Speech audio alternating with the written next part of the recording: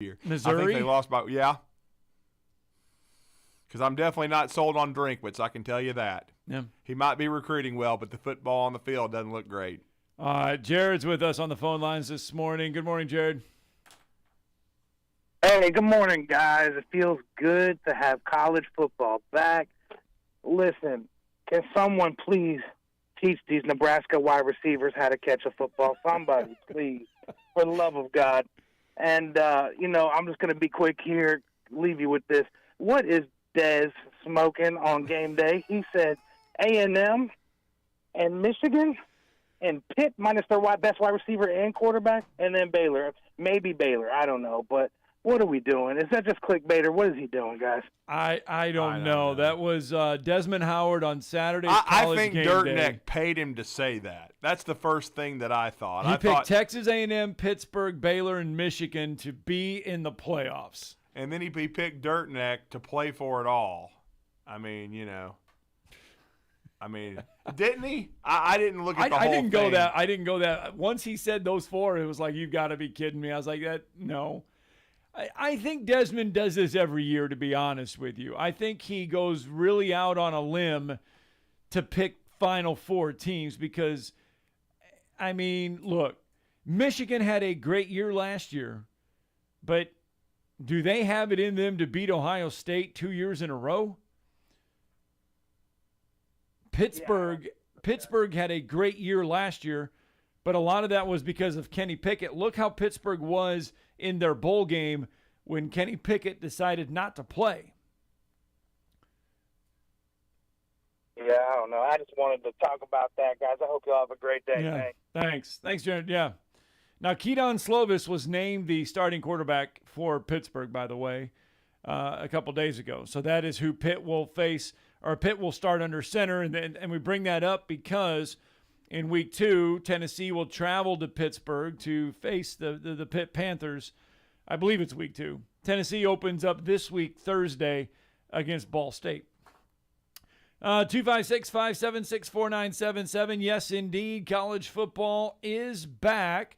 And you said you're not sold on Eli Drinkwitz. The Missouri Tigers will take on Louisiana Tech on Thursday.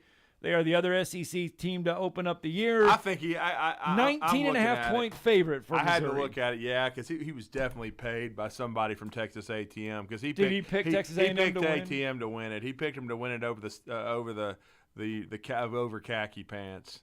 That's exactly what he did. He picked Texas A&M, who will lose at least 4. At least. You heard it first. 4 games, because it's 8-4 University.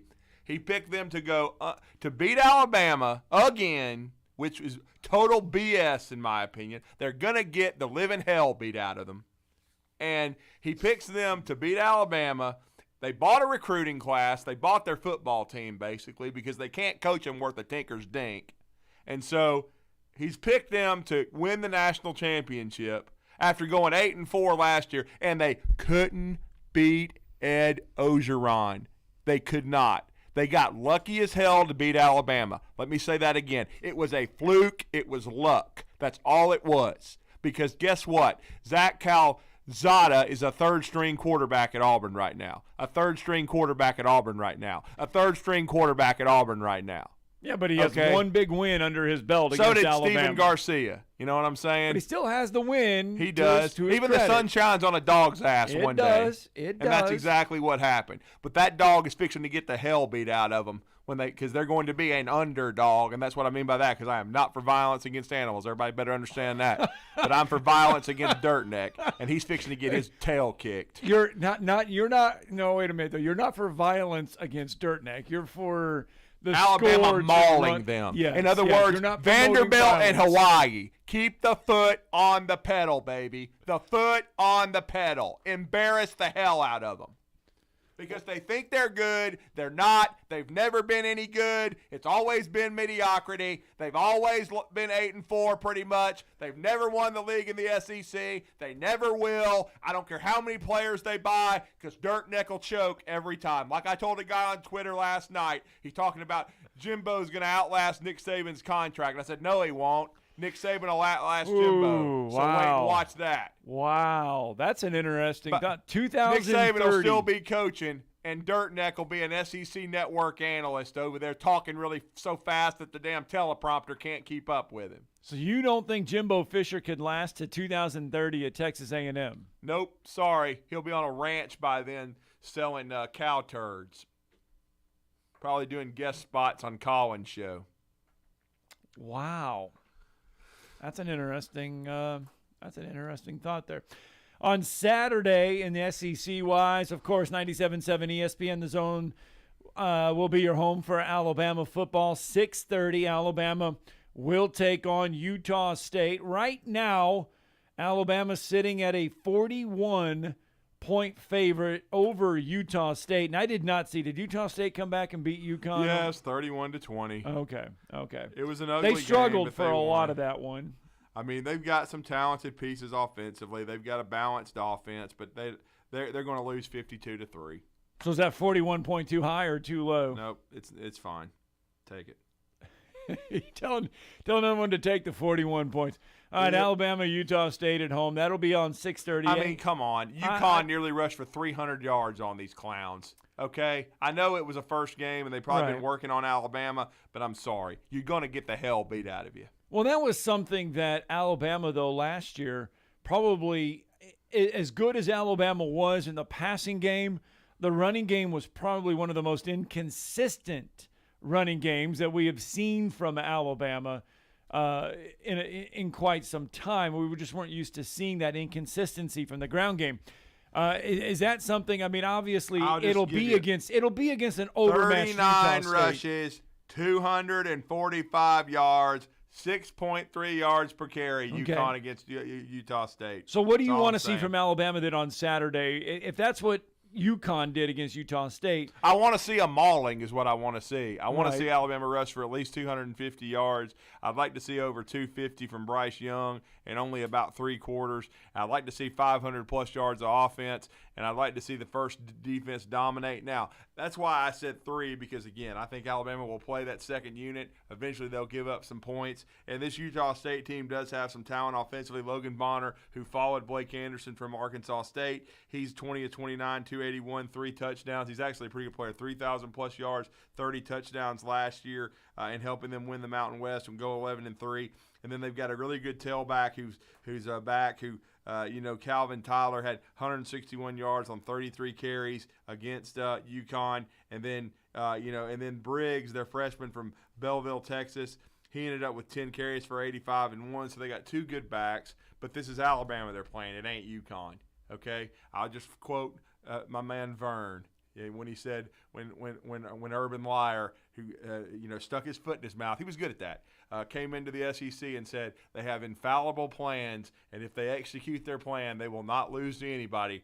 And he came to Tuscaloosa for the first time and got his tail just knocked out. And they had beaten Kentucky, I think, the week before, shut them out, blown them out. And Vern Lundquist uttered something at the beginning of the Alabama game. He said, "The one thing we do know is this ain't Kentucky." And that's exactly right. And, Florida got blown out, and I think Utah State's fixing to get hammered. I do. Yeah. I mean, I think they're good. I think Blake Anderson has done a nice job, but I still like Alabama 52-3 here and to cover. All right, Daryl's with us on the phone lines this morning. Good morning, Daryl. Hey, good morning, Scott. Good morning, Drew. How are y'all? Good. Good morning, Daryl. Hey, just got a quick question for mainly with Drew and Texas A&M. The recruiting class they did have that's coming in within the next 2 to 3 years. What do you think the over-under and the percentage is of all that class still staying without transferring out? I'm saying it's going to be over 50%. Just want to get you guys' take on it.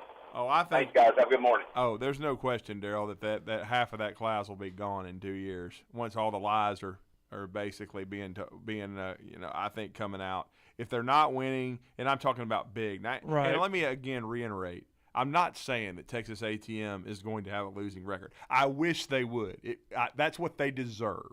I wish they would go 0-12. It's not going to happen. But with this recruiting class that they have coming in, talented, 8-4 is considered a bad year. Yes, I think they'll win 8 or 9. I still think there's a chance they only win 8 because I think the SEC West is extremely difficult. They named Haynes King the quarterback. Earlier this week. Yes. Now, let me just say, and it's like I told a friend of mine. He was like, "Well, Max Johnson made a mistake. What's he doing?" And I'm like, "It ain't over." Okay. I said, homeboy got hurt in the first game or second game, pardon me, after he threw 3 interceptions against Kent State. 3 interceptions against Kent State. 3 interceptions against Kent State. Let me read it. And I know Olin told me 2 of them went off. People saying, I don't really care. Okay. I just know what the stats said. And he wasn't that great. So I'm just saying, we'll see how good Haynes King is. I mean, when I saw him in 2020, it looked like he had a pop gun arm to me. Now, could he move? Yes. He was a good athlete, but it looked like the lollipop guild when he threw the thing up in there, okay? It didn't have a whole lot of RPMs on it. So we'll see how good he is. I want to see. We'll see how he's I improved. haven't seen him enough. He may be really good. Well, that's the thing. The sample thinking, size of Haynes King is very, very small to put I'm a still judgment thinking on him. Max Johnson is going to get a shot here. And Max Johnson has won SEC games, okay? Max Johnson nearly beat Alabama last year. Remember, Alabama didn't play very well against LSU. I think it was, 20-14? Yeah. They were throwing for the end zone. So Max didn't play that bad. So I still think Max is going to get a shot, okay, to be the quarterback for this football team. No question. So I want to see how good ATM is. Well, they're playing Sam Houston, so they're going to get really bad. Yeah. I'm going to be a big Sam Houston fan. Well, I just don't see it. They're I see that a as 1 being a AA blowout. or an FCS team, so Texas A&M is not going to have. I an mean, I'm issue not with this picking. one. I mean, everybody's heard me saying this tongue in cheek, 0-12. It's not happening. No, I mean, no. I think No. I'm thinking 8-4, 9-3, honestly. But I'm definitely not thinking what the hell Desmond Howard drank. I don't know what Uncle Jesse put in his moonshine or something and made Desmond drink it, but there's something going on there. I mean, he picked 4 teams, and I don't think any of them going. Okay? I mean, this is some crazy stuff. I mean, I have a lot of respect for Dave Aranda and Baylor, but no, I don't think they're going. And Pitt, I mean, they had a good year, but Addison's in friggin' USC. Yeah, and Kenny Pickett is with the Steelers. I'll I just know say they got this. Keaton Slovis. I'll say this. If that happens, then Tennessee is losing to Pitt. And, Smokey, that does not need to happen. Okay? If Tennessee is taking that next step, they need to go to Pitt and whip some Pitt butt. Oh, they do. That doesn't need to happen. They do. I'm sorry. I mean, I don't know what Desmond's doing, man. I mean, that's just crazy stuff. Well, here's what needs to happen. We need to get a break in because Travis Reier needs to come in and help us break down this Alabama-Utah State game. That's coming up next, 97.7 ESPN The Zone. You're listening to Talkin' Ball on 97.7 ESPN The Zone. Good morning from the traffic center. Got a wreck 565 eastbound west of Glen Hern. No problem for traffic through the area. Eastbound traffic seems to be moving okay. Cajun Rice is back at Popeyes, and their 11-piece chicken family meal, 2 sides, 5 biscuits, is now only $22.99. Popeyes, University and Jordan, 72 in Jeff and North Parkway. Captain Nick in the Popeyes Skywatch Traffic Center. Ann Adams with Berkshire Hathaway Rise Real Estate is the one name to know if you're buying or selling real estate. With years of local experience, Ann Adams offers buyers in-depth knowledge of the local housing market and will narrow available properties down to those you'll be interested in so you can save time when shopping for your new home. If you're ready to sell, Ann offers a seamless process using accurate pricing and expert negotiation skills to make sure you get a fair price for your home. Call Ann Adams today at 256-337-2625 or log on bhhsriserealestate.com. Are you in the market for a recreational vehicle? Do you want to get out and see more of this beautiful country? Well, imagine hearing the laughter of your little ones enjoying gooey s'mores by a cozy campfire and making lasting memories with your friends and family from the comfort of a new camper. We can make your dreams come true at Hall's RV. With over 15 years in the camping business, we know how to get our customers into the perfect camper. We have several models and floor plans here for you to choose from, both new and used. We're family owned and operated with fantastic deals and great service. Everyone wants to work with people they can trust, so come on down to Hall's RV and get the deal of a lifetime. We'll treat you right and get you on the road in the camper of your dreams. Visit us on Highway 431 in Albertville. Hall's RVs, where we sell fun. or see us on the web at www.hallsrvsales.com. At Bryant Bank, we believe your goals are worth chasing, and every step along the way is worth celebrating. From your hopes for the future to the challenges that keep you up at night, we're here for you. Bryant bankers put care into action to help you live legendary by stepping up when you need us most and doing what's right even when no one is watching. Come experience a local bank whose people greet you by name and treat you like family. Bryant Bank, member FDIC. McCurry Motors is your car and van rental headquarters. You can rent the vehicle you need today. Family in town, sporting event, church function, no matter what your need, McCurry Motors has you covered with a wide selection of cars and vans available for rent. They have 12-passenger Mercedes Sprinter vans, 12-passenger Ford Transit vans, 15-passenger Ford Transit vans, and 15-passenger Chevrolet Express vans. They have 2 locations, Highway 72 in Athens or Max Luther Drive in Huntsville. Attention sports fans, your favorite sportsbook, BetUS.com, is back for our 28th year of NFL action.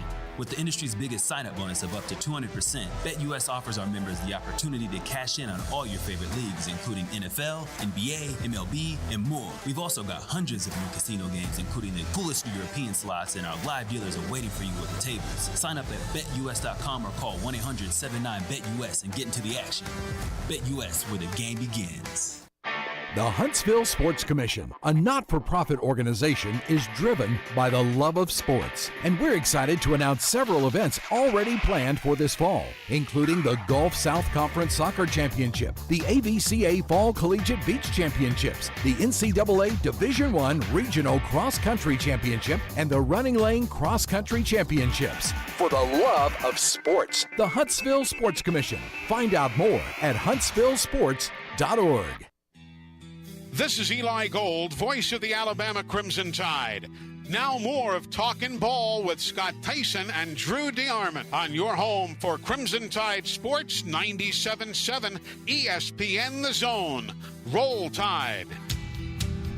Hi, welcome back. Talking Ball, 97.7 ESPN The Zone. As we were talking about in that first segment, college football back, and it's back in a big way. It all begins on Thursday. 2 SEC teams again. Missouri taking on Louisiana Tech, Tennessee taking on Ball State. And then on Saturday, you get the rest of the SEC, including top-ranked Alabama playing host to Utah State. You'll be able to hear that game right here on 97.7 ESPN The Zone. Kickoff set for 6:30. And should be a great night for Alabama fans.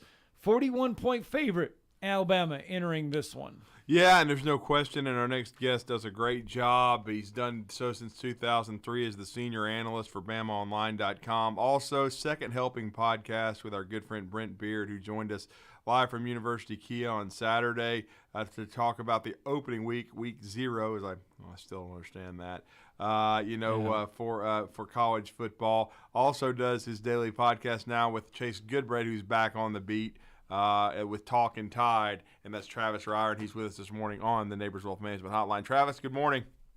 Good morning, guys. How are you?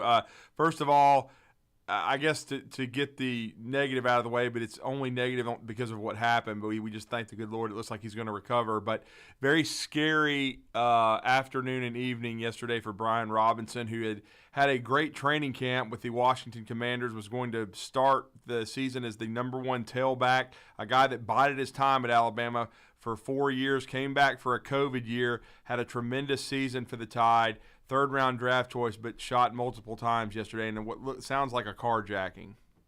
Yeah, that's what it definitely sounds like, and hey, you hate it for Brian, obviously. Very scary situation, and as you outlined, a guy who's traveled he's taken the path less traveled to get to where he's at. And it's been a long journey, and he gets there, and now he has a setback. But fortunately, thankfully, first and foremost, sounds like he was, able to survive the incident, and doesn't sound as if he won't be able to make a pretty speedy and full recovery. Yeah, those injuries, non-life-threatening for Brian Run. The team issuing that statement yesterday. Travis, and you look ahead to Saturday, Brian Robinson, obviously part of that talented running game over the years there at Alabama. We were talking before the break that, Alabama's running game last year probably not as consistent as we've seen in the past. And Saturday they get a chance to kind of get out there, show what they can do this year with a different type of running game and that offensive line against Utah State. Yeah, it ought to be very interesting. And if you watched Utah State and UConn on Saturday, that's probably not a good thing for Utah State, at least in terms of how they performed in that area against UConn in that game on Saturday out in Logan. So plenty on tape now to kind of see that if Alabama has actually improved in the way of the offensive line, and certainly with the addition of Jahmyr Gibbs in the backfield to go along with a talented stable in general, albeit a couple of those guys coming off injuries, it could be a big day on the ground for Alabama. Obviously, they want to get some things still sorted out in that passing game where their receivers are concerned. They need to establish, the new guys as the top of the rotation options. So I don't think we're going to go back to retro Bama by any means, but based on what we saw Saturday and what you expect from this offense, maybe more in the way of just balance. And when you get around to the fourth quarter, if you do have the lead most expect you're going to have, an opportunity to play some more guys as well and, kill a couple birds with a stone or two. I didn't even think about this, Travis. I'm looking at your Twitter account, and I cannot believe that you actually found her on the sidelines. But that's a great find by you, sir, that you found your daughter, who is now a member of the her alma mater's. I think is she director of basketball operations? Is that correct? Yeah, player development. Player development. Okay, but she was at this Hawaii Vanderbilt game, and before we continue to break down Alabama, that's the first time in my life I've seen Vanderbilt score 63 points. Yeah, you almost feel like if you're Vandy, just quit while you're ahead. But, you got Elon coming up next. So, there's 2-0, and with Sam Hartman out for Wake Forest. That's what we were talking about. Legit shot at 3-0, and who knows what Vandy's record might be headed to Tuscaloosa at the end of September. But, no, stayed up as late as I could. Saw Sav down there in the end zone on one of the deep shots that I think Hawaii took there down the sideline. And, she loves it out there. I mean, how could you not? But she also does some social media and work for the athletic department for football. So she likes to keep her toes in the football as much as she can. Well, and she was a great kicker, speaking of toes. So, I mean, you never know. She doesn't. I don't think she has any eligibility left there. But she's anyway, done, yeah, she's done. Yeah. But speaking of that, in Alabama, what I'm looking at with this opponent, Logan Bonner, talented quarterback, 3,000+ yards passing, 36 touchdowns last year. He looked impressive. 281, 3 touchdowns for them in, I think, 20 of 29. I want to see how Alabama's corners hold up against this dude. Yeah, that'll be interesting. Blake Anderson and that offense, I mean, first and foremost, they're similar to Gus. And I think you can even go back in the DNA maybe a little bit there.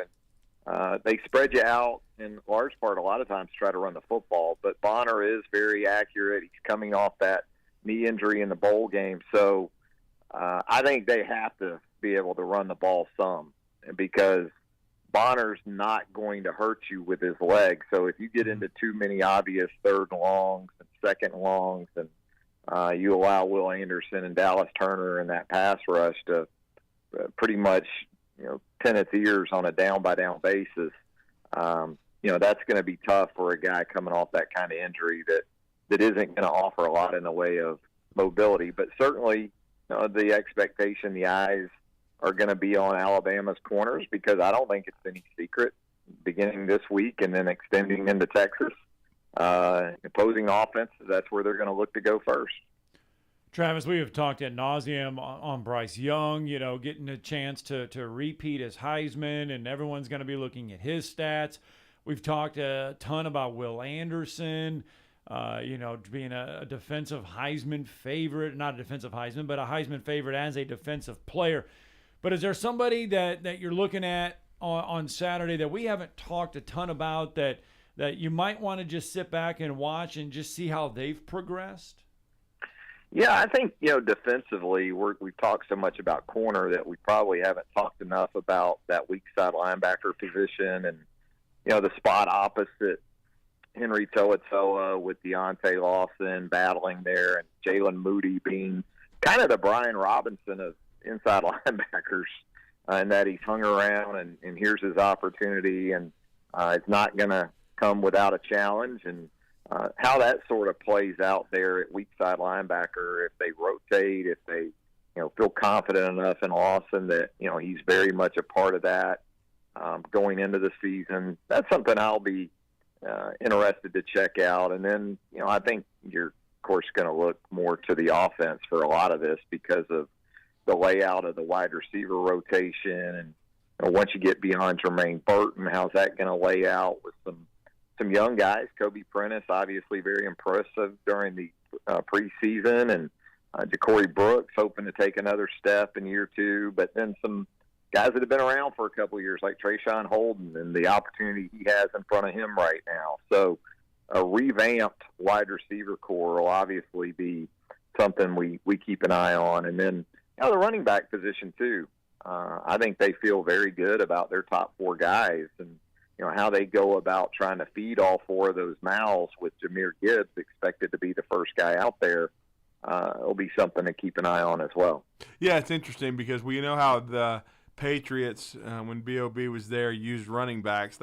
They used a lot of them in the passing game, and I think, Travis, that, of course, Gibbs, especially with JoJo Earle being out, and I know that we've seen Kobe Prentice or heard that he's done a great job as a slot guy, as a freshman, but you've got a guy like Gibbs that's so explosive, and people forget how good a receiver Jace McClellan, I think, was developing into before he got hurt last year. Yeah, you can go with some two-back stuff, no doubt about it. That's really one-back when you consider Gibbs and his versatility and how you can get him flexed out. And, it's stuff that Georgia Tech did with him the last couple of years. You go back and watch him the last two seasons and the staff at Tech, which, obviously ties between those guys and the Alabama staff with Jeff Collins and, Key, the offensive line coach. I mean, that they've got some familiarity there. So systematically, it was going to be a pretty easy transition for Jahmyr, and I think that's where you could see some of that with McClellan and Gibbs on the field together. Maybe it's Roydell at times, but Jahmyr definitely gives them not only the explosiveness but the versatility. Averaged about 3 receptions a game last year, so this guy got targeted a good bit. Yeah, we've talked a lot about Gibbs. What do you want to see along that offensive line? Yeah, I don't think there's any doubt about that. When the depth chart or the administrative groupings come out today, it's Depth Chart Monday. That's right.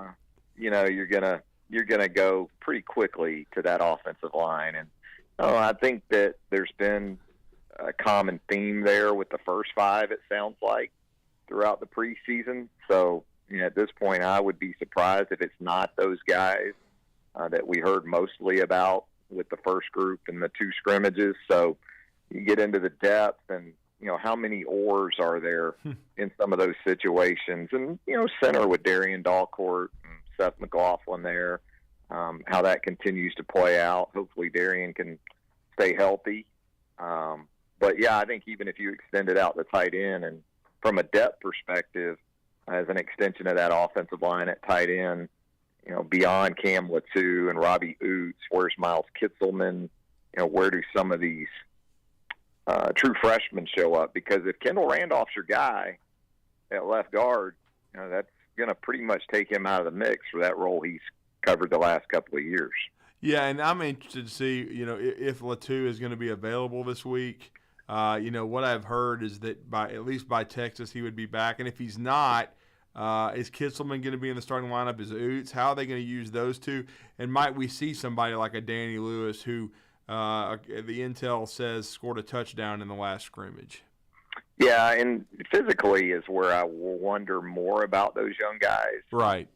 Typically they show up capable enough as receivers, because of today's tight ends. being utilized the way they are, even in high school, that's the aspect of their game that you least worry about. It's going against grown men in the run game when you're trying to set an edge and those type of things. How do they hold up at the point of attack? And Lewis is a guy physically, he sort of fits that bill. But I would think, Kitzelman would be a guy right there with Oots if that were the scenario to play out on Saturday.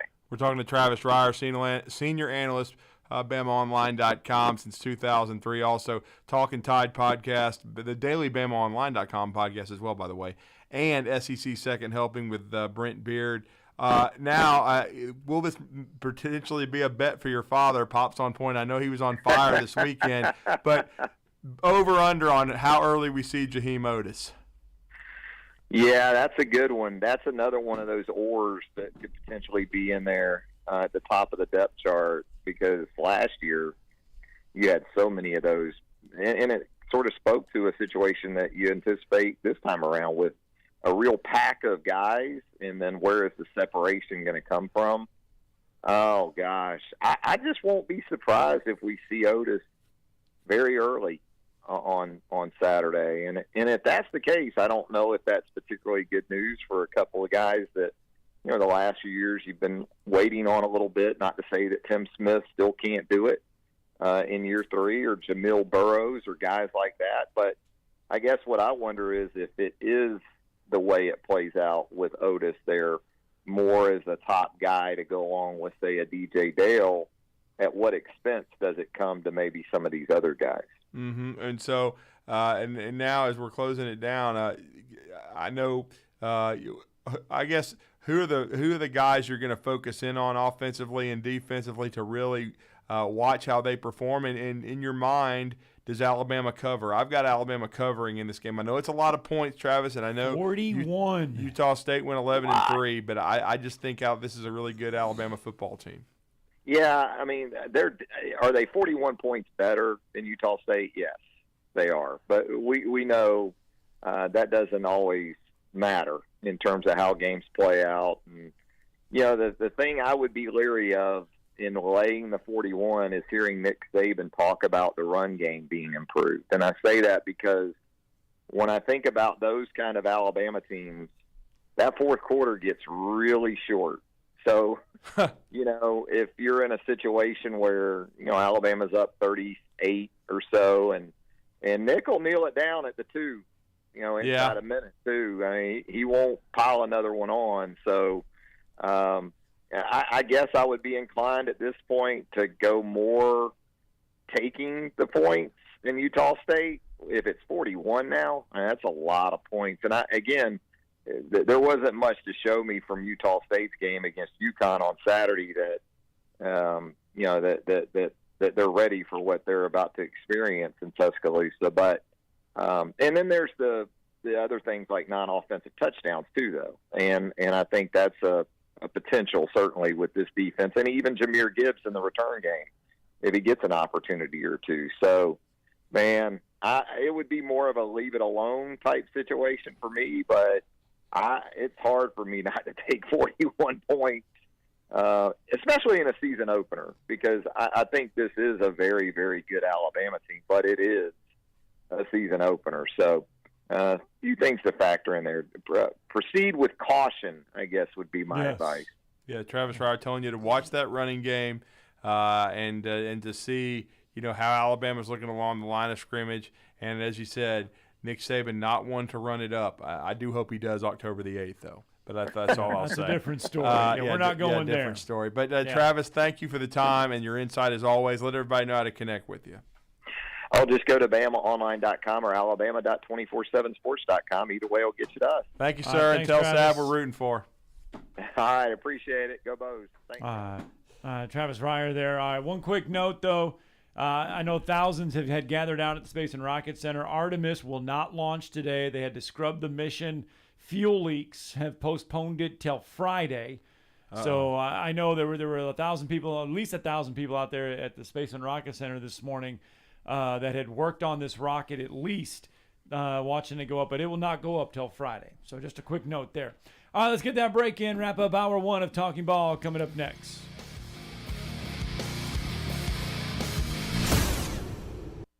You're listening to Talkin' Ball on 97.7 ESPN, The Zone.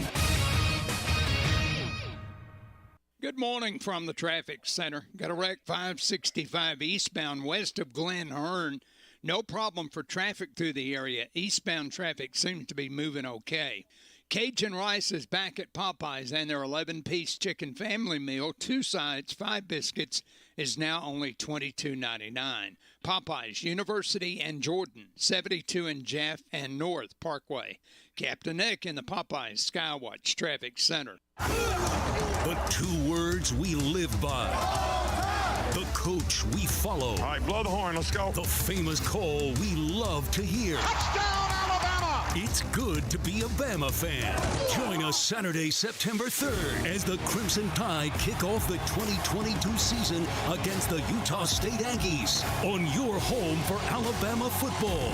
Listen to Alabama football all season long on 97.7 ESPN, The Zone. SportsMed is the official team physicians of the Rocket City Trash Pandas. And if the pros trust SportsMed, you can too. SportsMed provides every service you might need for complete orthopedic care, specializing in orthopedic surgery, sports medicine, joint replacement, spine surgery, neurosurgery, and podiatry. And they offer their own brace shop, in-house full-body MRI, physical therapy, walk-in clinic, and so much more.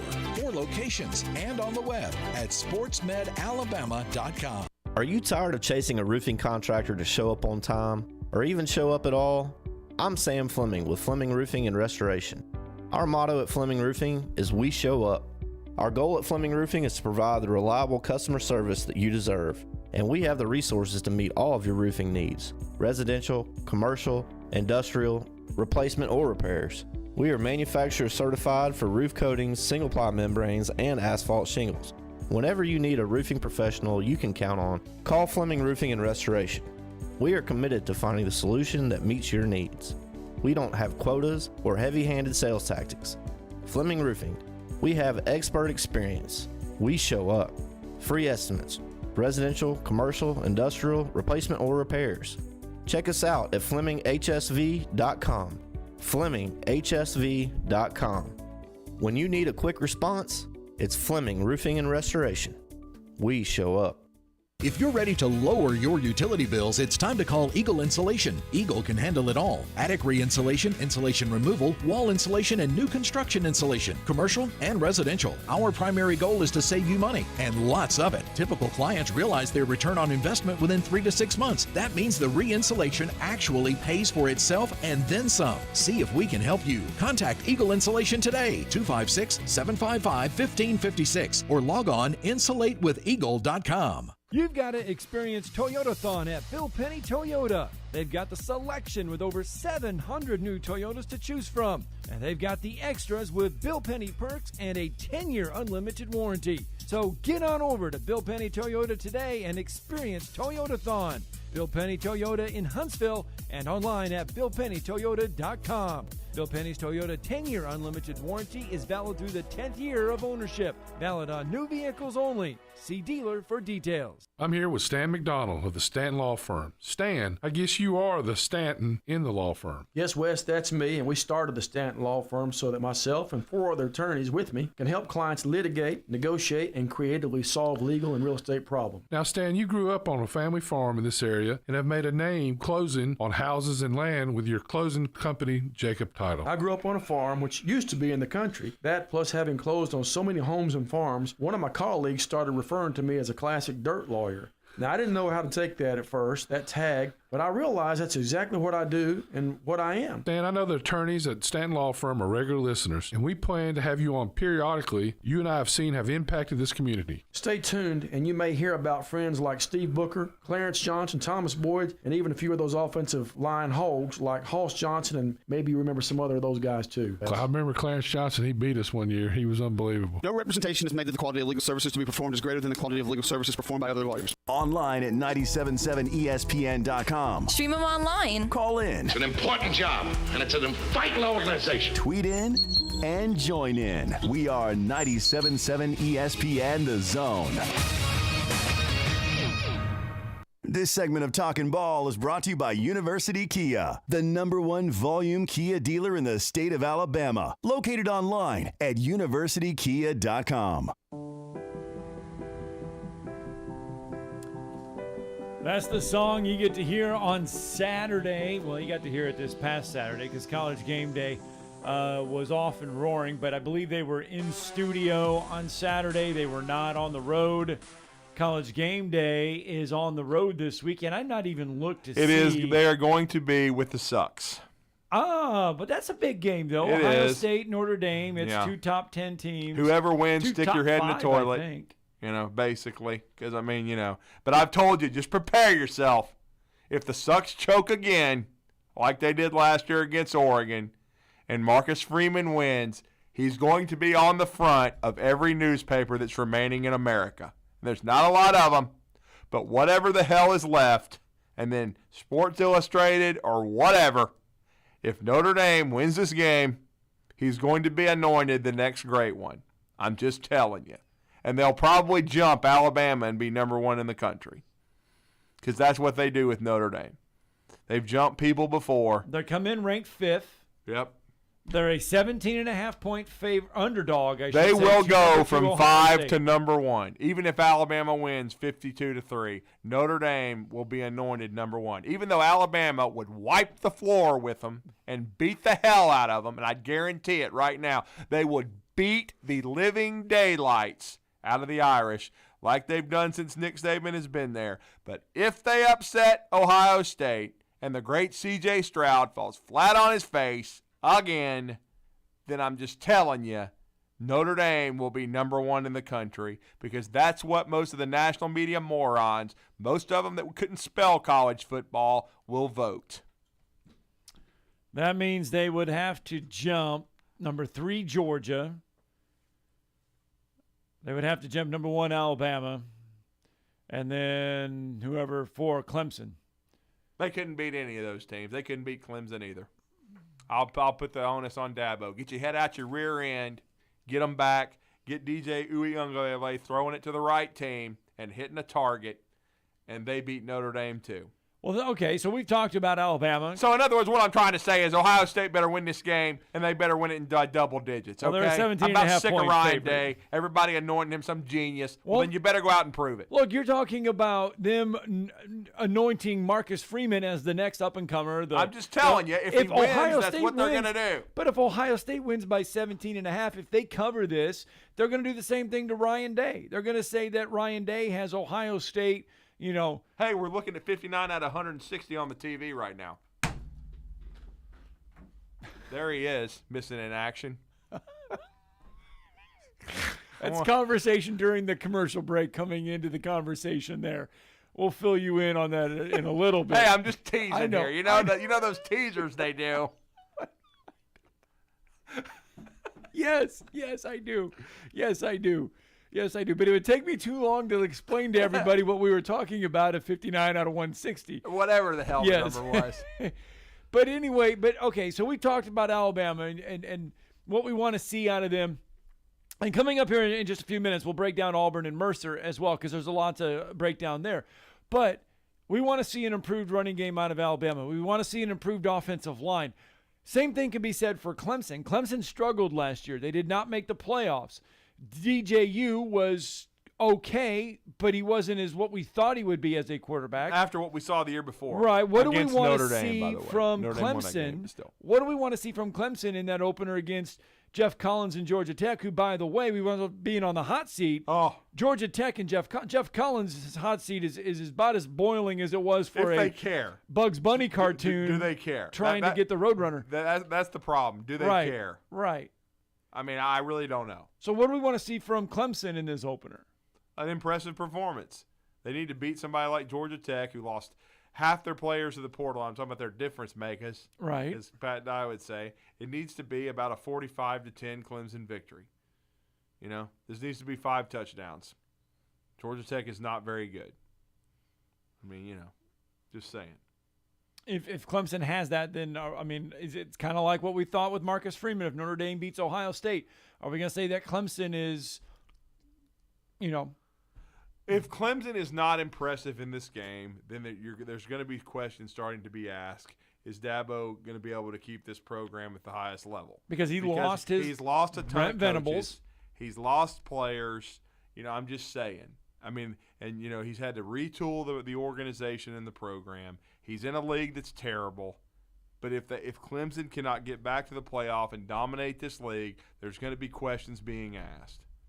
I mean, if Wake Forest is near the top of this conference again, right, and this is not basketball, this is not baseball, and Wake has been good off and on in those sports over time. Football, it's been few and far between, 2006 and this past year. And I'm not saying anything. Dave Clawson's done a nice job there, okay? But if they're one of the best teams in the ACC, you better get ready because it means you're terrible. And you're not – I'm surprised Desmond didn't pick them to make it.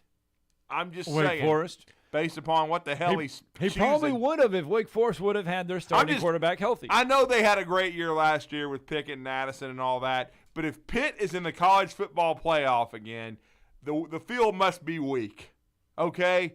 We must not have some great teams because I think what we saw out of Desmond was just what he wishes would happen, which is four Cinderellas make it, okay?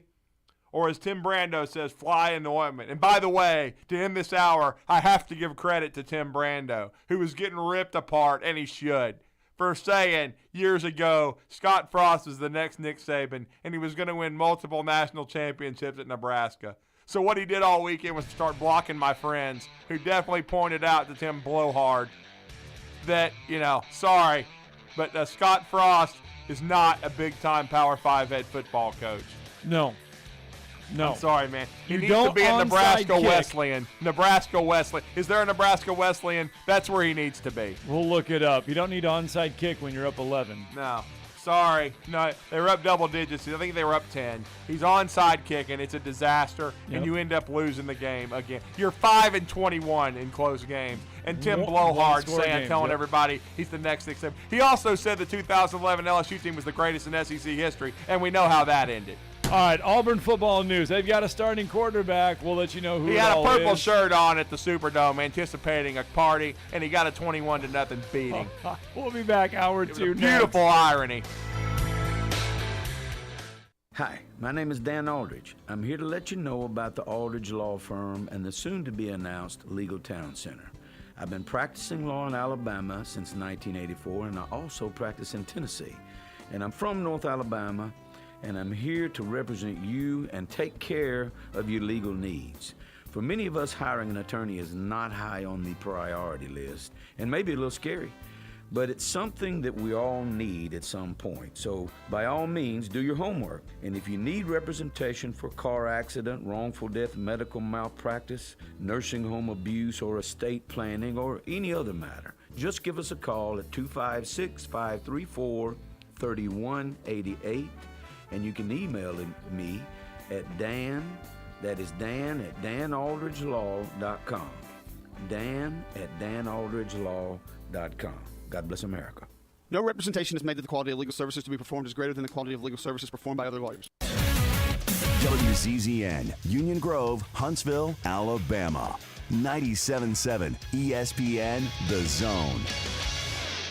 Got a slowdown for you now northbound on the Parkway. The wreck must be just before the ramp to go westbound on 565. That traffic stack back to Clinton now in that number 3 lane headed northbound on the Parkway. Everything else accident-wise appears to have been cleared now. Look for construction to have westbound Clinton closed east of Jefferson. That'll be for about a week. Are you over 35 and overweight? 7 different hormones can make it impossible for you to lose weight. Find out with a free quiz at 2030huntsville.com. Captain Nick in the 72 and Jeff Popeye Skywatch Traffic Center.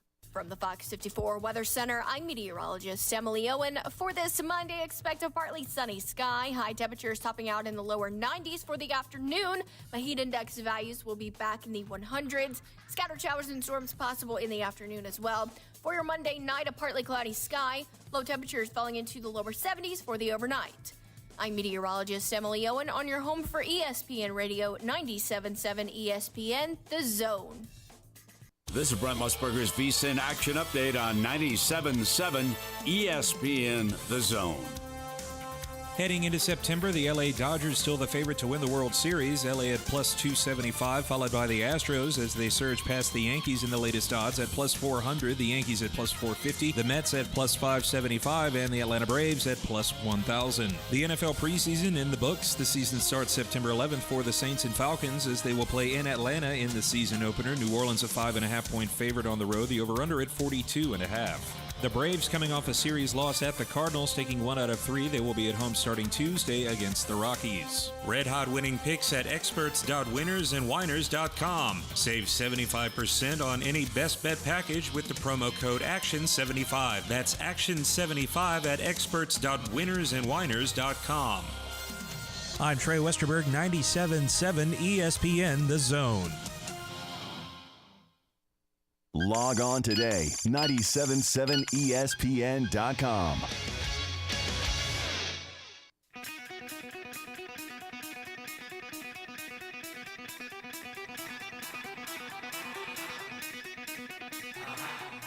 Welcome to Talkin' Ball with Scott Theisen and Drew DeArmond. Call into the Neighbors Wealth Management Hotline now, 256-576-4977. That's 256-576-4977. Now, here's Scott and Drew. Come back, Talking Ball Hour 2. We are officially underway, and it has been a fun, spirited 60 minutes so far of Talking Ball on a Monday edition as we get you ready for what is going to be the first week of everybody playing college football. It is it's week 1 by their standards.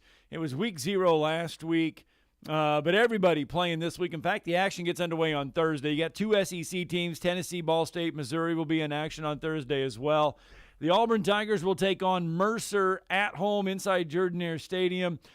Coming up later today, Brian Harsin, just like everybody else, will release their depth chart. Already released the quarterback.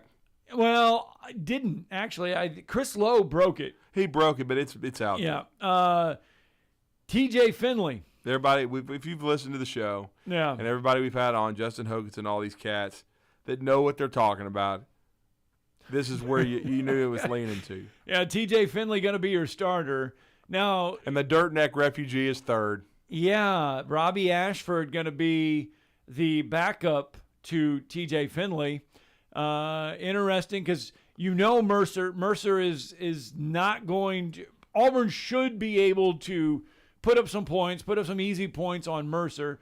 So while we're going to get to see TJ Finley, we should get to see Robbie Ashford in his first action as an Auburn Tiger after transferring from Oregon.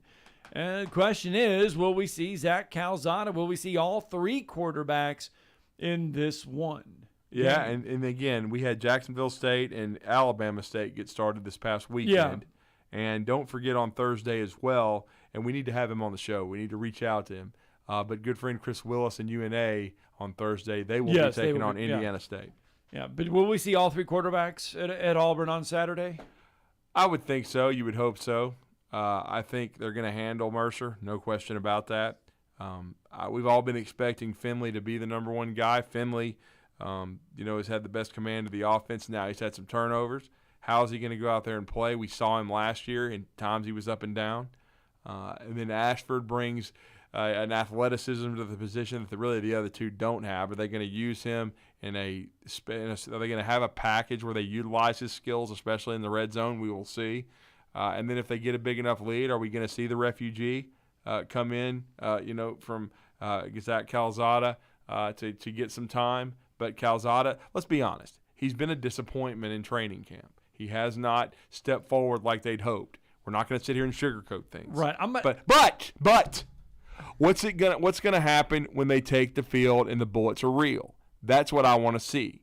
Is Zach Calzada going to have have some bright moments like he did against Alabama? And really, at times, he had bright moments not just against Alabama but others. Is he going to play well?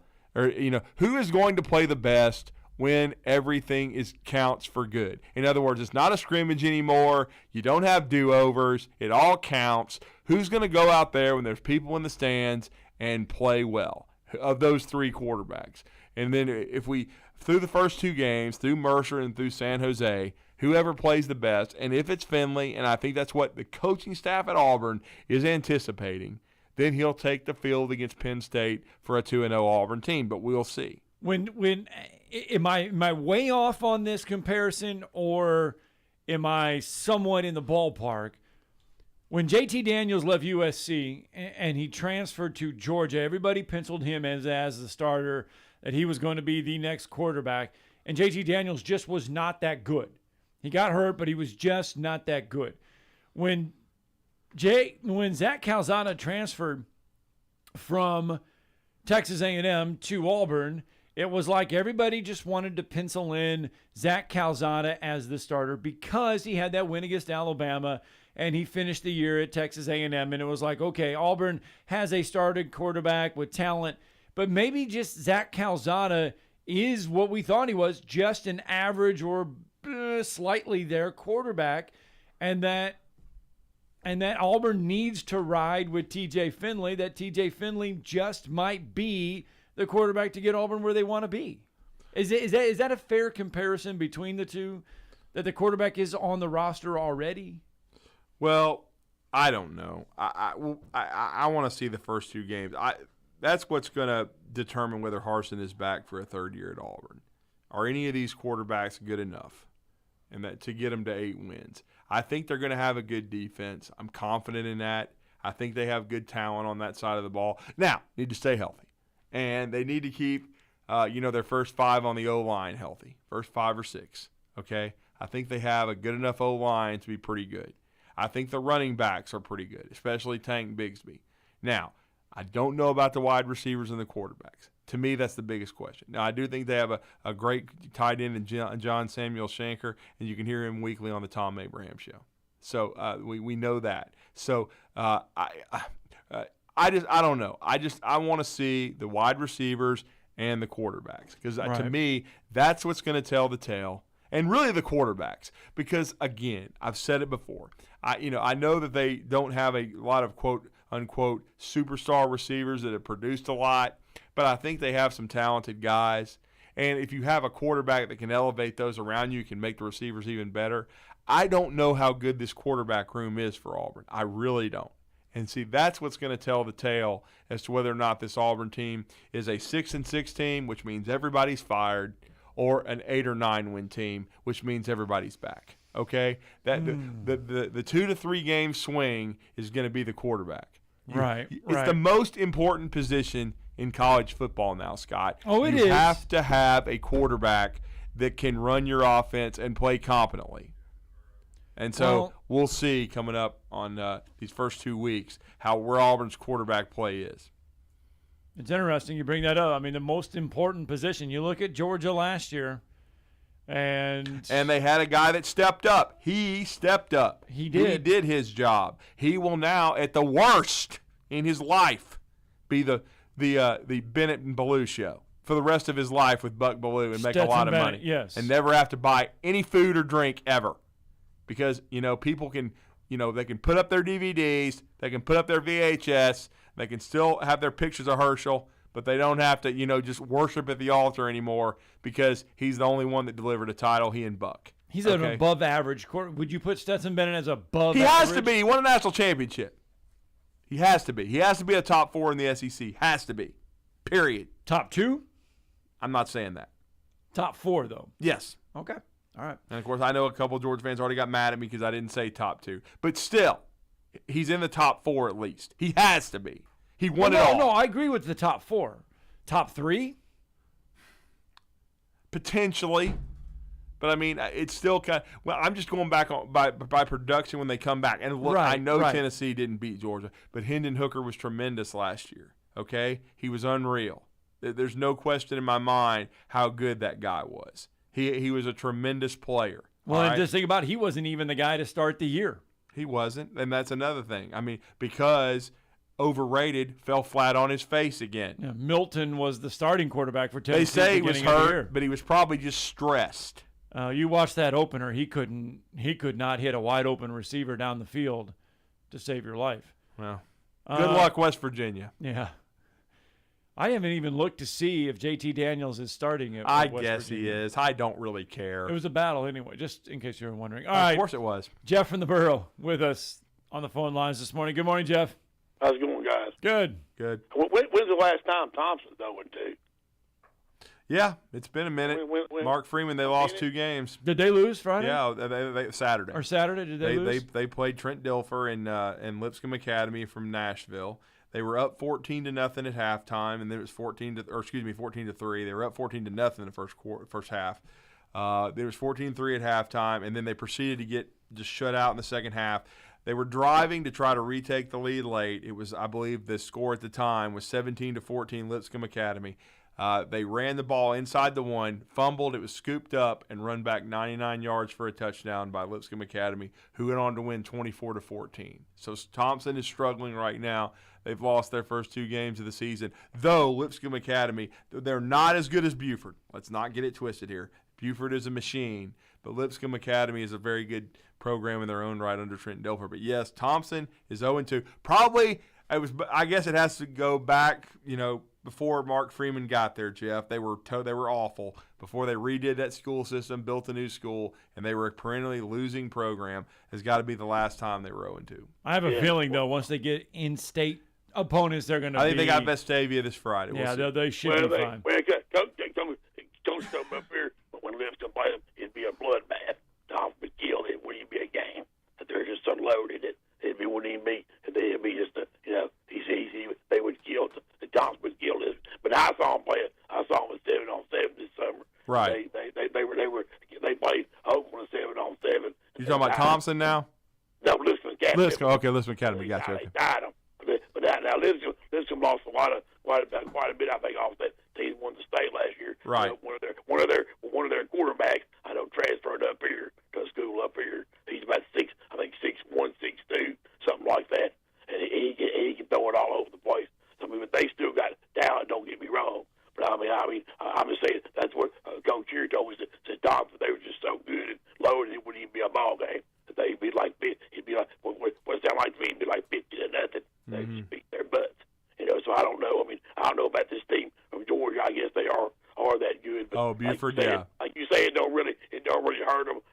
Oakland played a team from Mississippi Friday night that they played last year when down in Mississippi and won. They came up here this year and Oakland beat them again. But it don't really hurt you. It's kind of like Thompson's probably in the same, and that team from Georgia, they're probably in the same boat Oakland is up here. Nobody wants to play them, but nobody wants to play you. So you've got to find opponents anywhere you can find them. They find 10 games. So that's the it's your damned if you do and you're damned if you don't. When you're good like that they just don't want to play. They've won. Oakland's now won 32 straight in a row, and they won 57 in a row at home. They haven't lost at home in 7 years since 2015. Oakland here in Tennessee hadn't. So it's just the way it is. The coach at Oakland, it's his 7th year, and he's I'm trying to think his record. I believe it's either 97-6 or 98-6 in 7 years. So he's done an outstanding job. He's got outstanding athletes. They did lose a lot from last year, but they're still pretty good. They've still got a lot of talent. So, but I'm sure Thompson, once they, like you guys said, once they play in-state teams, I'm sure. But I really ask you guys a question. I saw where Alabama has 7 classes. Do you think that's too many? I wasn't a huge fan of 7A when they first did it, but I think it's working. I do think now. I don't think it should ever go higher than that. I think they're good. Hopefully, the 7A is going to expand at some point. But no, Jeff, I think sometimes I'm critical of the AHSAA, but in this case, I think it's worked. Yeah, for the most part, yes. We have six classes here for the public schools. Oh yeah, so we don't have a private school division like Tennessee though. I will say that. Yeah, we do have that. We have 6 classes for the public schools. Everybody talks about down here we have too many classes. They should cut it to at least 4, but of course they're not going to do that. And like you said, the playoffs for the public schools, there's 32 teams in each class. So the more teams they can put in the playoffs, the more money they can make. So that's pretty much the deal there. But all guys hanging there. I guess it's football weekend. And Drew, how about about them Commodores? I think it's Yeah, 63. Let me ask you this, Jeff. What are you expecting out of your Wildcats against Miami of Ohio? I don't know. I just hope they win and hope they can be effective. And they've got enough. Oh, they get a cover? It's 17. I don't know what the spread. It's 17. 17. Kentucky's favorite. I mean, that's fine. I mean, if they cover. I know the Florida game they're gonna be underdogs. I don't care what I think it's playing China. They'll be underdogs that ball game. So no matter where we play. So we're better than Florida and Tennessee right now, but nobody gives us no credit. So nobody gives you credit. Jeff, are you even going to watch the game? Are you even going to watch it? We got to go to the swamp, whip their ass. You even going to watch it? And then we'll learn 2-2 the last 4. Tennessee would kill. Miami's probably going to score 3 points on the first drive, and you're going to turn it off because Kentucky's losing. I'm not going to turn it off, but we'll probably score 35, whatever. We'll be fine. But see, y'all beat Utah State. I mean, y'all beat them. What's the spread in that game? 41. We've already gone on record as saying Alabama would cover in the game. Y'all hang in there. See what y'all can do. Hang in there. Jeff, what is he being so invasive for? You were like, well, Jeff, what are they going to do against? I don't know. Where are we going to play? I mean, the guy's come on. It's week 1 of the college football season for Kentucky, for crying out loud. Good Lord, what are you being so invasive for? He was all excited, and then all of a sudden you ask him about Kentucky, and it's like, well, I don't know. I mean, jeez. Good Lord. He already admits when Kentucky trails, he doesn't watch. Well, and he is not a fan of the SEC, by the way, just so people realize that. And we try to give Kentucky credit, and then he tells us we never do. I don't know how much more we can sit here and say that we think that Kentucky has a legitimate shot. I want to see how Will Levis looks. I mean, everybody's saying he's a top 10 pick, and these because he can throw the ball. It's one of those adages again that grinds on my gears. I was telling Smokey this. We were on the way to the studio today, and I was telling him about this, about quarterbacks. Everybody talking about he can throw the ball 75 yards. I was talking about Felipe Franks, the overrated dude, and and we all know what happened with Kyle Trask, and moron wouldn't play Trask until he finally did, and what happened? They go to the SEC championship game. Should have been playing him the whole time because Felipe Franks couldn't hit water if he fell out of a boat. I don't care if he's in the NFL. I don't care if he could throw 95 miles an hour off a friggin' mound because he couldn't hit a target. Okay? Now, he did surprise me. He played better at Arkansas than I thought he would, but still. But you know what, though? Trask was just flat better than him. That's the same case at Tennessee. Joe Milton could throw the ball 100 miles an hour, but couldn't hit an open receiver. Or he could run out of bounds and not even throw the ball against Ole Miss. When you throw it up, maybe if they make a circus catch, you win. The moron runs out of bounds and doesn't even throw the ball. I would have friggin' took his helmet from him and told him he was never playing again. If you have that kind of instinct, are you kidding me? Well, back to Will Levis. There was a Pro Football Focus or somebody said Will Levis was the top quarterback draft pick in the SEC this year. Well, it's because he can throw the ball 75 yards again. That's what everybody keeps saying. It doesn't matter. Like I told Smokey, can you hit a target? That's all I want to know. Okay? Are you accurate or not? Do you make the right decisions? Can you process information? Use your brain and watch it. He turned the ball over a lot. Is he going to make the next step this year? Because this is the first year. Much like Stetson Bennett, Scott. Stetson Bennett. And by the way, I would not rank Will Levis in the top 4 quarterbacks in the SEC. But but I'm just saying, with Stetson Bennett, everybody, this is his first full year starting. Okay? He's going to start from game 1. This is the first time for Will Levis. Because remember, he lost the job at Penn State. Okay? Right. So I'm just telling you, is this a Joe Burrow situation or is this a JT Daniels situation? In other words, Will Levis have Joe all Burrow the weapons, though? Took that next step and became the first pick in the friggin' draft. And you knew he was a legend. Now, what did JT Daniels do? He's on his 3rd school because he SUCKS.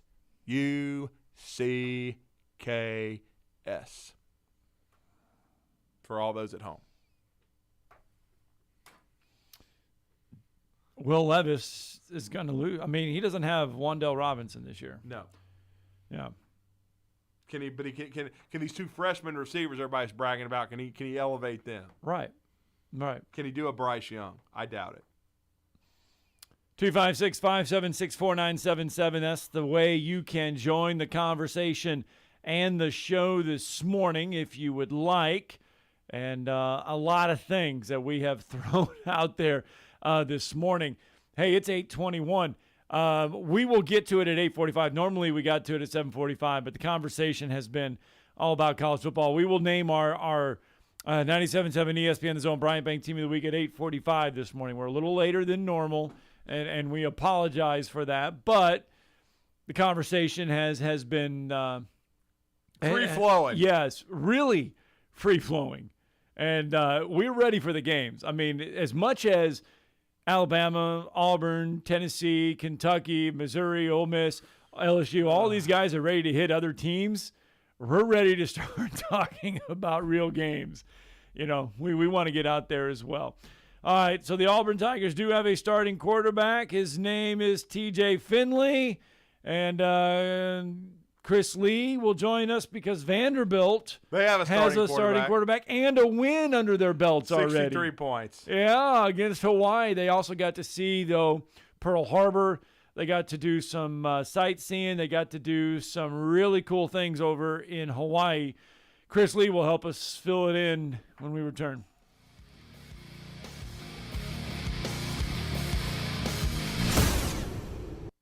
You're listening to Talkin' Ball on 97.7 ESPN The Zone. Still got a bit of a slow ride northbound on the Parkway. Got a wreck right at the ramp to go westbound on 565. It was a no injury, so it should move out of the way pretty quick. 65 southbound south of Huntsville-Browns Ferry. That may be a medical call, but it's still blocking up a lane of traffic. Snelling needs experienced registered nurses. Snelling, how Huntsville's best companies hire talent. Huntsville.snelling.com. Captain Nick in the Jordan Lane Popeye Skywatch Traffic Center.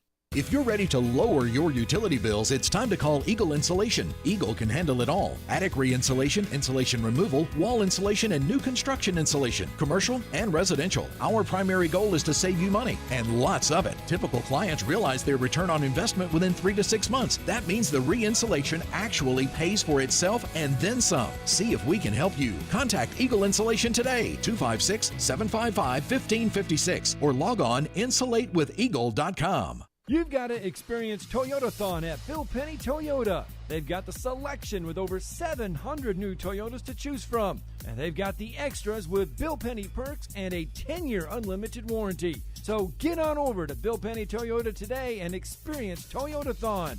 Bill Penny Toyota in Huntsville and online at BillPennyToyota.com. Bill Penny's Toyota 10-year unlimited warranty is valid through the 10th year of ownership. Valid on new vehicles only. See dealer for details. Tom Abraham here from my friend Brian Hamaker and his team at North Alabama Mortgage. Look, buying a home is the biggest purchase you will make in your life, and it can be a bit intimidating, so you want people that can help walk you through the mortgage process and get you the best deal possible. That's what North Alabama Mortgage does, and they do it in Alabama, Tennessee, and Florida, from first-time purchases to refis, conventional, VA, FHA, and USDA loans. They have the solution at North Alabama Mortgage. Visit NorthAlabamaMortgage.com to learn more. That's NorthAlabamaMortgage.com. When I chose a garage door company, I did my homework. I needed Precision Overhead Garage Door Service. They have a 5-star Google rating. I checked their reviews and liked what their customers had to say. Precision Overhead Garage Door has lifetime warranty packages. Same-day service if I call before 2 p.m. If they can't make it the same day, my service call fee the next day is waived. They did a 25-point safety inspection on the door and operator. Now that's peace of mind. Residential, commercial, and gate services. Precision Overhead Garage Door Service. Call 256-400-4500. Two Maids and a Mop. That's all you need to know to clean house. Two Maids and a Mop is an award-winning company, bonded and insured. Hire them for yourself, or they have gift cards if you want to make someone else's day. Find out more online at twomaidshuntsville.com. A maid service worth talking about. Two Maids and a Mop take care of everything. They supply all the cleaning equipment needed. Call 256-883-6243. The only finger you'll need to lift is the one to call them. This is Paul Feinbaum. Listen to me coming up today at 2. Now back to Talking Ball with Scott Theisen and Drew DeArmond on 97.7 ESPN, The Zone. Indeed, welcome back to Talking Ball, 97.7 ESPN, The Zone. College football Taking over the entire conversation this morning because there is plenty to get to. It is week 1 of the college football season. Both Alabama and Auburn, Tennessee. We've mentioned all of the SEC schools in action on Saturday. But one SEC school already has a win under their belt, and it was rather an impressive one. It was a history-making one. It was a record-setting one. And, yes, Hawaii may not be that great, but if you are the Vanderbilt Commodores... You made them look like that. Yes, and that is what you probably need to accomplish, because how many times have we seen Vanderbilt go into a contest against a team that is not very good and get off to a slow start, struggle, and get a win, but rather not impressive, or fall, or take a loss. So a lot of good positives coming out of that win Saturday for Vanderbilt. I just think it showed progress in year 2, and that's what the mantra had been from Clark Lee when we saw him in Atlanta at the College Football Hall of Fame. And then we saw it come to fruition with a 35-0 third quarter when they put the game away in Honolulu. And our next guest is the owner and publisher of VandySports.com, part of the Rivals Network, also Southeastern 14 with our good friend Blake Lovell. And it's been a very interesting last couple of days as we saw Vanderbilt make their late debut. And we talking about late, 9:30 Central Time. Had to stay up till 1 a.m. in the morning to watch it. I certainly did the best I could to do so. And our next guest was definitely following it, and he does a great job covering Vanderbilt and the Southeastern Conference, and that's Chris Lee. Chris, welcome back to the show. How are you this morning? Excellent. Good morning. Good morning. I know I think all of us were cautiously optimistic that Vanderbilt could go up to on the road and get this done, but we've seen other teams from the mainland go up there, not play well, and lose. What does this mean for Clark Lee? This was a really eye-opening performance, in my opinion, going into year 2 to handle Hawaii. They're not very good. They're rebuilding. We understand that. But the way they won the game and the way it looked was very, very appealing when you watched it. Yeah, a lot of things to unpack there. First of all, you've got to credit the school for this one. That was a 7-figure expenditure, from what I understand, to get them all to Hawaii when they did, which they landed in Hawaii Sunday night. So that sort of removed all the excuses of jet lag and all those things, and certainly that put them in position to play well. Number 2, I thought that Vanderbilt would win this game by double digits, but there's always that specter of doubt, because you've seen this program a year ago just lay an egg in a 23-3 loss to East Tennessee State to open last season. And look, I've covered a lot of bad football at Vanderbilt. One thing I had never covered until then was losing to an FBS team. So there's that. And then, the first really, 10 minutes of that game wasn't encouraging. Mm-hmm. You're watching, and Hawaii gets the ball, goes, I think, 8 plays, 75 yards, blows them off the line on a running play around left tackle to score. It's 3 minutes into the game. They're down 7-0, and they get the ball back, and they commit 2 senseless penalties right off the bat to derail a drive. So you're just sitting there going, I think they're the better team, but is this the ghost of Vanderbilt past? And really from about that point on, it took them another drive or two, but they got it right. I mean, really from the second quarter on, they played nearly a flawless football game. They basically took their foot off the gas. Late in the third quarter, I got the Pro Football Focus grades this morning. According to them, they had 58 guys who played on offense or defense. I'm sure if you add in special teams, it would be more than that. And by the way, that they played without, in my opinion, their 2 most physical defensive linemen, maybe, or 2 or 3 who were hurt. They had about 4 of the kids that were out for disciplinary reasons who would have played. And so you look at this across the board and you just say they faced a little bit of adversity. They got a resounding win. And then, yes, I know Hawaii's bad, but let's be honest, guys. Let's compare apples to apples here. Yes. A year ago, Vanderbilt's 4 easiest games were in their first 5 games. And then you had Georgia thrown in there too, a game in which they got shut out. But Vanderbilt scored as many points on Saturday night as it took them until somewhere in Game 5 to score a year ago, and that's definite progress. Yeah, and defensively, there was progress there. I mean, I know you look at things, and last year Vanderbilt didn't have a scoop and score at all. Two of them in one game against Hawaii. I mean, that is progress. Yeah, and you look at those plays, and yeah, they were fortunate. It's not often you see two balls take bounces that were more ideal than those. I mean, yeah. The ball popped out, and there's a defender standing right there in both instances with a pretty clear path to the end zone. Anthony Orji had to do a little bit of work and had a really nice stiff arm inside the 5. You don't even see those from offensive players a lot. That was textbook. But here's the point, guys. You put yourself in position to make those breaks, one, and they did that. There were both hard hits. Max Worship said that the one that he caused, they knew the play. He didn't say they knew the play, but he said he knew where to be after studying film and getting a scouting report of them. So that points to preparation. And two, that's the kind of play that they've had go against them for decades, where they just cough the ball up and give somebody an easy touchdown. So you can say they got some breaks on those plays, and they certainly did, but they absolutely put themselves in position to cash in on them too. And we're talking to Chris Lee, VandySports.com, also Southeastern 14. And, you know, we heard about the kind of leadership he's got. We saw last year some of the athleticism, but is Mike Wright, is he the most athletic Vandy QB we've seen? Probably since Eric Jones, and that was the 80s. I mean, Mike's the 10-800 meteor guy. We saw that on that 87-yarder.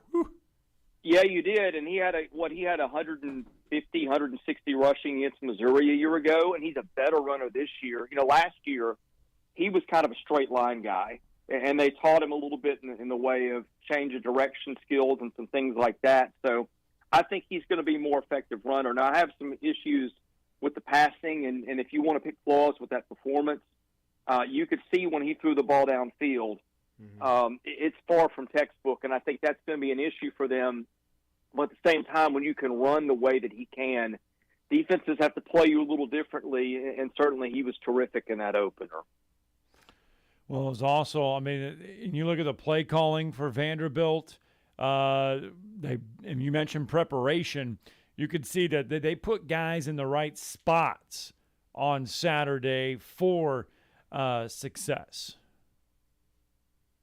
No doubt about it. You know, they decided Wright was their guy, and with that made the run more of a threat. You know, sometimes they'll run a little bit of options. Sometimes they'll run some keepers. You know, and I'll look defensively, too, guys. After that first drive where they looked awful, right? You didn't see guys out of place. You saw guys swarming to the football. That was their mantra all off season, is that you might beat us, but you're going to regret that you played us because we're going to get hats to the ball and we're going to be physical. They want to leave a mark on teams they play this year, and I think you saw that in the opener.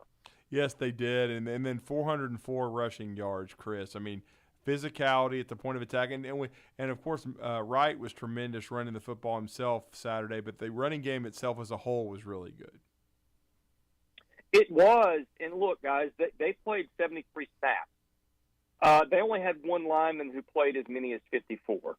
So offensive line was a question mark for this team. They played a bunch of guys. It didn't seem to matter who was in, and I think that probably reflects more on Hawaii than it does on them. But to see a team that really wanted to have an identity and embrace it was a positive sign after last year, where you just watched them the first few games, and in fact, most of all season, and they did themselves a disservice a year ago. They named the wrong offensive coordinator. They rectified that mistake somewhat in fall camp and totally in the off season. And I just think that having a year of Joey Lynch, which they didn't have a year ago, is really going to help them. And you saw signs of that on Saturday night. You really did. And now, with the way the schedule sets up, Scott and I were talking about this. Very winnable game. Should win this game against Elon. Got to handle success. And then you start looking ahead, and then the game with Wake Forest is very intriguing now at home because, again, their quarterback is hurt. Yeah, and whether he'll be out for Vanderbilt, that was a little bit of a mystery. My guess is he doesn't play. But Wake's still a pretty good team. I don't know what their situation is at backup quarterback, but certainly this was a game that Vanderbilt fans started circling as a maybe they can win this one. As soon as that Hartman news started to come down, I think the performance in Hawaii is not going to hurt the confidence there. They got to take care of business with Elon first, but, man, the Wake game will be the biggest game they've played in years if they can win Saturday. Yeah, and let's not forget, Northern Illinois road Yeah, trip, that's though. an intriguing matchup where they travel to Northern Illinois. Yes. Yeah, and excuse me if I've mentioned this on your show before. I had a nephew who played at Wyoming up until this season. He graduated. They had a game at Northern Illinois last year. I went up there. Yes. The stadium was half full. It is hardly an intimidating environment. So that's one where, Northern Illinois is going to be a physical team, but I think the way that you saw Vanderbilt handle its business on Saturday, that's a little bit less of a concern. That's certainly a game that you can circle as one that they've got a chance in, and who knows, they might even be a slight favorite when they hit the road in a couple of weeks. Wow. Yeah, that would be tremendous. And and now we don't want to get too far ahead of ourselves there, Chris, but if they're 3-0 headed to against Wake Forest and they win the Wake Forest game, then you have a legit chance if you starting SEC play. I know they haven't won an SEC game in a while, but Scott and I were talking about this in the first hour. You give yourself a legit shot with a 4-0 start to go to a bowl. You do. Very going to be tough still, but a chance. Yeah. I mean, well, certainly. I mean, and I think you could see them if you squint a little bit picking off either South Carolina, Missouri. That may look. Should have beat Ole Miss last year, though. Really. Should have beat. Well, had a shot for sure. I mean, look, they've closed the gap considerably. Now, I would caution people on this. They could be conceivably 4-0 in a few weeks. I don't know that they will be, but let's just say they are. They are still not going to face the athleticism that they're going to see in SEC teams. Wake is not. Right. I don't know that Wake's any more athletic than they are, and maybe less. Northern Illinois, like I said, they're going to be big and physical, but it's not like they're going to be playing, Florida in terms of athleticism and speed. So I would say that the caution you have, even if they were to go 4-0, which I would bet against, but let's say they do, you still don't know how they're going to handle teams in this league because there's going to be a big step up in terms of what you see in the trenches and certainly in terms of what you see on the edges in speed. They've still got a ways to go, even if they were to get to 3-1 or 4-0. But it certainly would be a lot more interesting at that point than we would have imagined, even a few weeks ago. Yeah, I mean, that's the thing. You got to look at it and see, has this Vanderbilt team improved enough? I mean, they're definitely competitive enough, but have they improved enough to, close that gap and notch those SEC wins?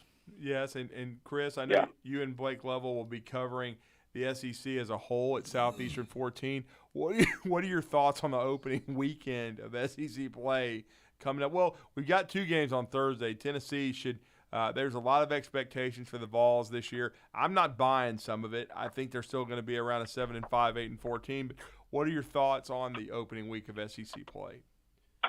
Memories fade over years, but this seems to me the most interesting weekend in the SEC in terms of opening weekends that I remember in a while. I think the big games, obviously, Oregon and Georgia. How does Georgia respond? Who gets the edge? Is it Dan Lanning knowing how the inner workings of Georgia go, or is it Kirby Smart knowing how Dan Lanning thinks? Georgia, I know it's got a ridiculous amount of talent, and I think will sort of soften the blow losing 15 guys in the NFL because they just were so deep and played so many guys a year ago, but still losing 15 guys like that leaves a mark on any team. So I think that game's interesting. I think obviously Utah is a potential playoff contender. I think Florida's got a chance to be pretty good if they can stay healthy.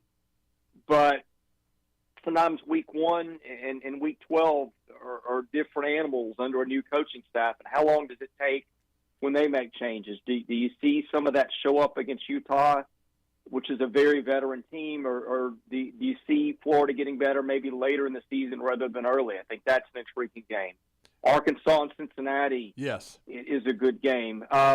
People are probably sleeping on this one, but Memphis beat Mississippi State a year ago, guys. They certainly did. And Memphis has been to 8 bowls in a row. That's a program that's got a pretty good floor at this point. I think Mississippi State wins. I don't know that it's a cakewalk. Brian Kelly's debut against Florida State. I mean, you've got some dogs on this schedule, but there's more good games than I remember most SEC opening weekends. And I know you guys are going to have it covered at Southeastern 14. Also, you do a great job with VandySports.com. Let everybody know how to connect with both of those outlets. Yeah, VandySports.com is the Rivals home for Vanderbilt coverage. I've done that for 20 years. We've got a lot of content up at the site. We've got a podcast. You can also access those episodes for free from the site. And then Southeastern 14 is the SEC site that Blake and I run. We have previewed all of the Week 1 games already on our YouTube channel, which is where most of our work is. You can also find some of that from our site at Southeastern 14. Probably be putting up our final preview for Week 1 now that Vanderbilt has played. So we'll do a preview on that in Elon. And we've previewed all the teams and got a couple to come. And we'll be rolling out basketball here in a couple of weeks. I think we're going to do a 68 days to tip-off series where we'll do a little topic of something every day. So we will have a lot for basketball fans too, even when nobody for the most part is thinking about it. We're going to be a step ahead of everybody there on that, I think. Well, we appreciate it. Great stuff as always. Huge congrats to Clark Lee and the Vanderbilt kids, and of course the 2 D tackles there, Malik Langham, Davian Davis, both from our community. So we're happy for them. DeRicky Wright played well also, but good win for Vandy. Great job representing the SEC, and we look forward to speaking with you again soon. Thank you. Yes, and by the way, as a quick footnote, Davis didn't play, and he's their best defensive lineman. So yeah, you talked about they still can get even better from where they were. Wow. Well, good stuff, Chris. All right, Chris Lee there with us talking some Vanderbilt. We got to get that break in. When we come back, we're going to announce our 97.7 ESPN The Zone Brian Bank Team or Teams of the Week. You're listening to Talkin' Ball on 97.7 ESPN The Zone. We're still looking okay this morning. We've had a few wrecks around, but they've been moved out of the way pretty quick. Still may have one in Decatur, Cedar Lake, and Sumac. That one sounded like the most serious one of the morning. That one reported with injury and possible entrapment. Looks like they should be about ready to clear on the one on the Parkway northbound at the ramp to go westbound on 565. Cajun Rice is back at Popeyes, and their 11-piece chicken family meal with 2 sides and 5 biscuits is now only $22.99. Popeyes, University and Jordan, 72 in Jeff and North Parkway. Captain Nick in the Popeyes Skywatch Traffic Center. The 2 words we live by. The coach we follow. All right, blow the horn. Let's go. The famous call we love to hear. Touchdown, Alabama! It's good to be a Bama fan. Join us Saturday, September 3rd as the Crimson Tide kick off the 2022 season against the Utah State Aggies on your home for Alabama football. Listen to Alabama football all season long on 97.7 ESPN The Zone. Attention sports fans. Your favorite sportsbook, BetUS.com, is back for our 28th year of NFL action. With the industry's biggest sign-up bonus of up to 200%, BetUS offers our members the opportunity to cash in on all your favorite leagues, including NFL, NBA, MLB, and more. We've also got hundreds of new casino games, including the coolest European slots, and our live dealers are waiting for you at the tables. Sign up at BetUS.com or call 1-800-79-BET-US and get into the action. BetUS, where the game begins. This is Wes Neighbors talking to Chris Haygood of Bob Wallace Appliance. Chris, what sets you apart from other appliance dealerships? Wes, these appliances are going into the most used room in your house, your kitchen. The way we have these appliances displayed, it's easy for you to visualize how they'll look in your home. Wes, what sets us apart is the people. They're well trained. In fact, they live and breathe these appliances. And if you need service, you'll really appreciate our parts department. Contact Bob Wallace Appliance at 256-533-2121. know that your car or truck or SUV may be worth up to 30 or 40% more than it was last year? It's true. Bobby White back again for Woody Anderson Ford, and now is the perfect time to trade in and trade up to a gold certified or blue certified pre-owned car, truck, SUV, or crossover. While our new vehicle inventory continues to build back, our Ford Blue Advantage certified pre-owned vehicles are nearing 100 models to choose from, and a good variety too. Woody Anderson Ford Gold certified vehicles are 6 years or younger with less than 80,000 miles and have passed 172-point inspection by factory certified technicians. They have a 14-day, 1,000-mile money-back guarantee, a great comprehensive limited warranty, 24-hour roadside assistance, and go home with full tank of gas and a fresh oil change. Get nearly a new ride and none of the worries. Woody Anderson Ford, Jordan Sparkman, hope to see you soon.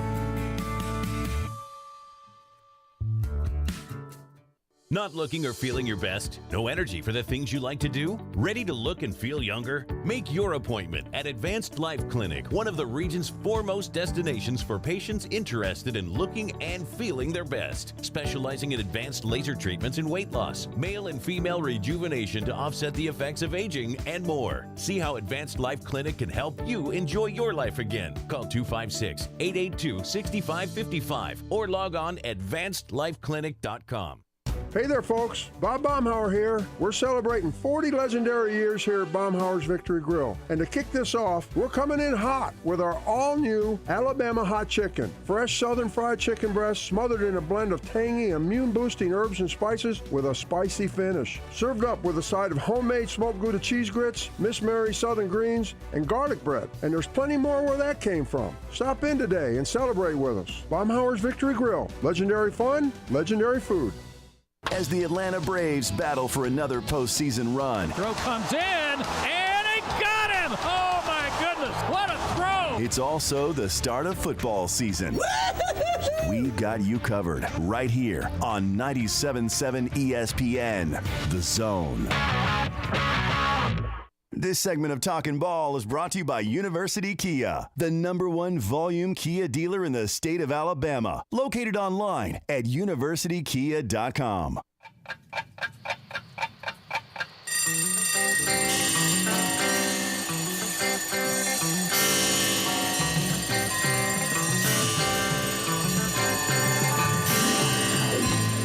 It's time for tomorrow's headlines today with Scott Tyson and Drew DeArmond on 97.7 ESPN The Zone.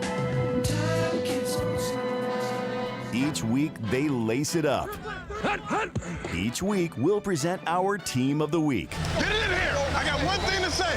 So it's time for the Bryant Bank Team of the Week presentation.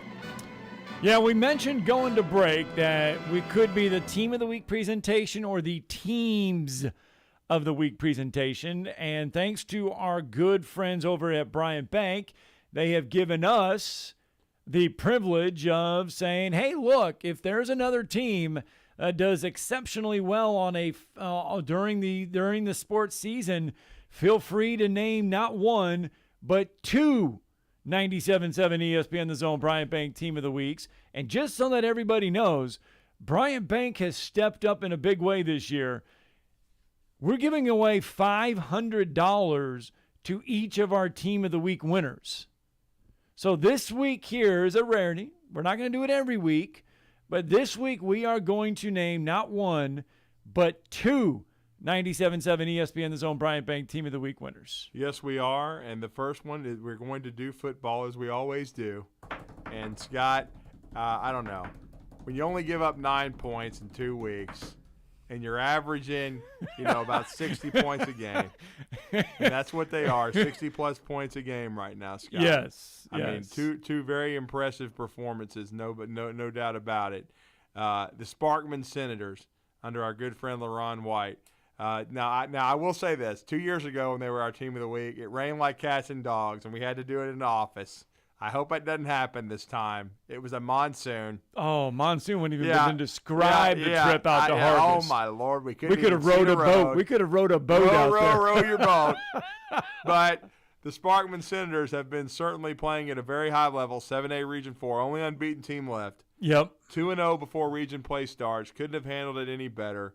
77-9 over Hazel Green, 42-0, I believe it was, Scott. A shutout win over last Huffman week, of yeah. Birmingham.